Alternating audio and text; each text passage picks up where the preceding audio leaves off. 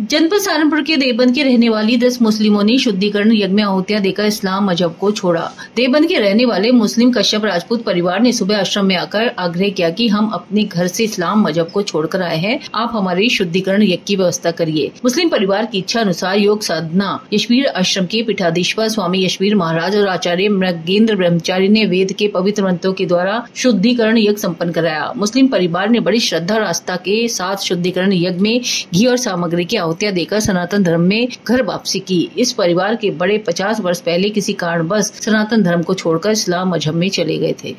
कस्बा देवबंद, जिसको देवबंद भी कहते हैं, वहां के कश्यप परिवार के, मुस्लिम कश्यप परिवार के 10 सदस्य प्रातःकाल आए और वो कहने लगे कि हमने इस्लाम मजहब को छोड़ दिया है और सनातन धर्म में हमारी आस्था है, तो आप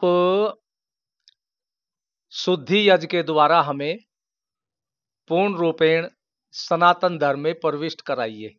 तो हमने आज शुद्धि यज्ञ किया और देवबंद के ये कश्यप समाज के 10 सदस्य एक ही परिवार के, उन्होंने शुद्धि यज्ञ में घर वापसी कर ली। देखिए, ये तो हमारे स्मरण नहीं, क्योंकि यहाँ तो लगातार चलता ही रहता है कई वर्ष से, लेकिन बहुत बड़ी संख्या में इस्लाम मजहब के मानने वालों ने घर वापसी कर ली है। और मैं अपने सभी मुस्लिम भाई बहनों से कहना चाहता हूं कि जिस इस्लाम मजहब में आप हैं, वह इस्लाम मजहब इस देश का मजहब नहीं और आपका भी मजहब नहीं है, क्योंकि आपके पूर्वज सनातन धर्म में थे और इस्लामी शासन में तलवार के बल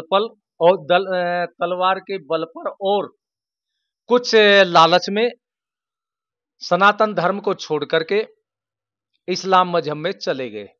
देखिए, वक्फ बोर्ड के नाम पर कुछ भूमाफिया सनातन धर्म के लोगों के किसी भी जमीन पर, चाहे वो मंदिर भी हो, वक्फ बोर्ड की संपत्ति बता करके कब्जा कर लेते थे।